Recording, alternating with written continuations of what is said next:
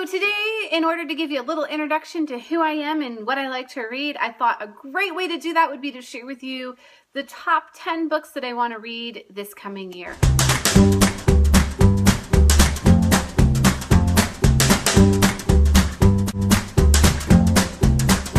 There's a lot of things that I wanted to read in 2014 that I didn't get around to. There's also things that are sequels to books that I've really liked or debut authors that sound really interesting. And there's a lot out there, so it was really hard to narrow this list down. But here's a little sneak peek. It's actually 11 books. So the first book that I'm going to read has been on my TBR list for 3 years now, and I've been so determined to read it that I last year said I was going to require myself to read it, and the year before I said I was going to require myself to read it, and I still haven't read it yet. So it's Cinder by Marissa Meyer, the cyborg Cinderella story. I have no excuse at this point for why I haven't read this book. Number 2 on my list of books for 2015 is To All the Boys I've Loved Before by Jenny Han.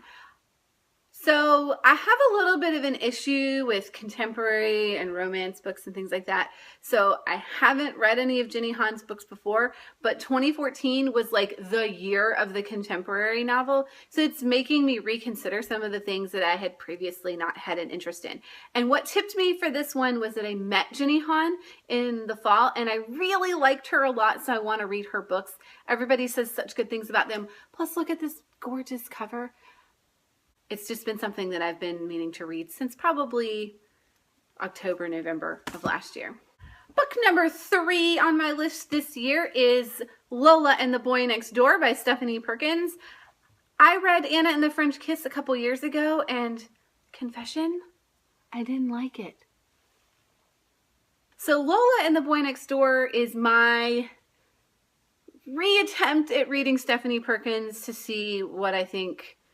Maybe give her a clean slate and try again. So I'm going to read about San Francisco and Lola, the fashion designer, and Cricket, the boy next door, and they're falling in love. All right, and number 4 on my list is the last book that I've been kind of holding on to since 2014.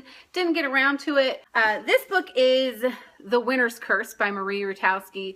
This showed up on so many people's best of lists in 2014, so I knew that it was finally time to give it a read. I actually got this for free at a conference, and I said, now I have no excuse. I have it on my Audible account. I'm ready to give it a read because guess what?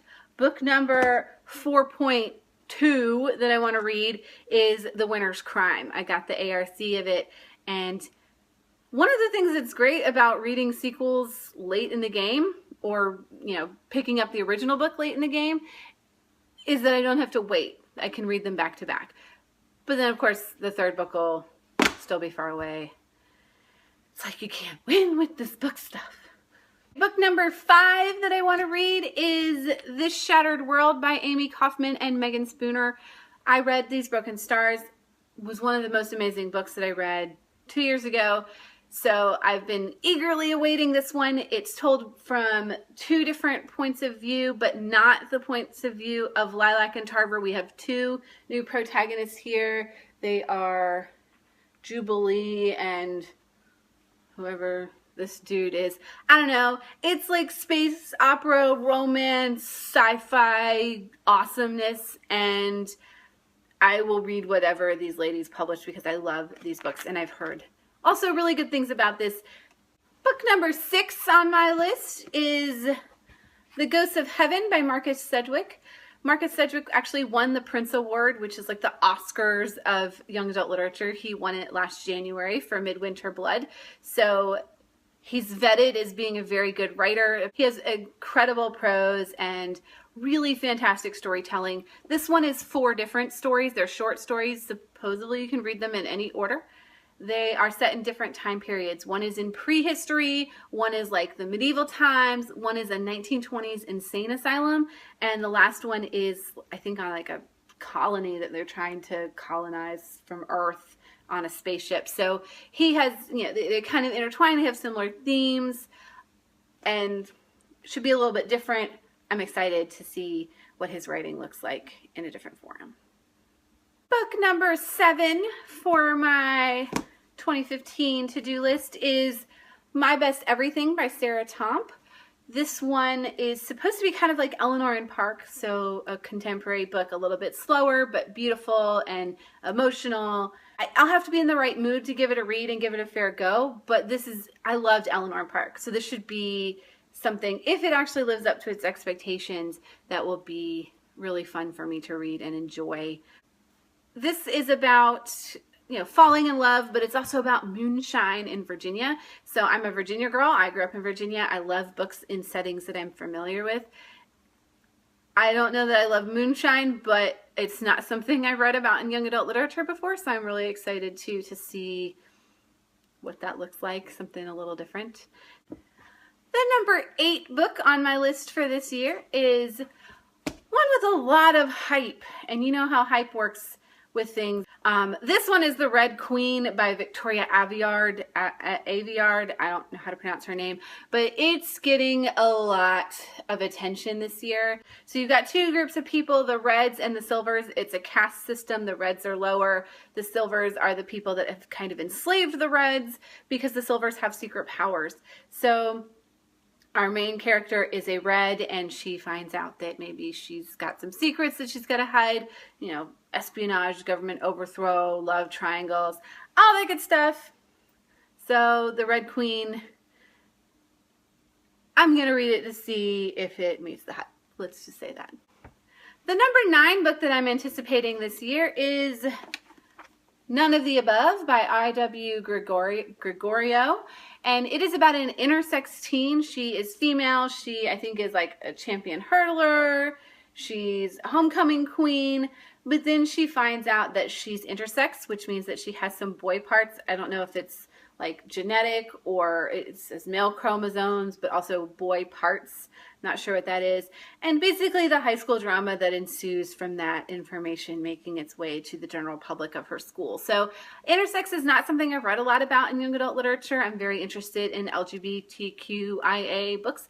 So this is the first I for intersex that I will be reading, and I'm very excited about this book. And finally, the last book on my list is of another debut author, and it is Everything That Makes You by Mariah McStay. Mariah McStay. And this is pitched as sort of a sliding doors or maybe like a pivot point kind of book. She's got 2 different timelines. She gets in a car accident when she's younger and it puts scars all over her face. So there's one timeline where she gets in the accident and she has the scars, and then there's another timeline where the accident doesn't happen and she is beautiful, and kind of looking at those 2 different storylines. My anticipation is that it's going to kind of show that she thinks that the scars are a negative thing, but then she learns that her life is actually better with them than if she lived in this alternate timeline. I'm not entirely sure. We'll see, but Everything That Makes You. It's the last one on my list. So there you have it. Those are the 10 books that I want to read in 2015. I guess really 11. And here's what they look like. I'm so excited. And I hope to share all of those with you. Please let me know in the comments what the books are that you're most excited about reading this year. And I look forward to interacting with all of you here in the BookTube community. So that should give you a little bit of an idea about who I am and what I like to read and what you might see coming on this YouTube channel as the year goes by. Leave your thoughts and comments below if you have any books that you want to share. And I'll see you next week.